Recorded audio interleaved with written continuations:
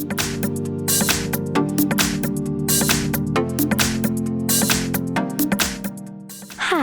in front of me is Samsung Galaxy Tab A8.4 and today I would like to show you how you can add events to calendar on this device. Firstly, find calendar and open it. Now you need to pick a date, for example that one, and click at the plus icon at the top right corner. Now you can customize your event however you want to.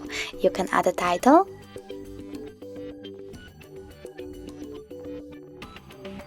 click Done on your keyboard,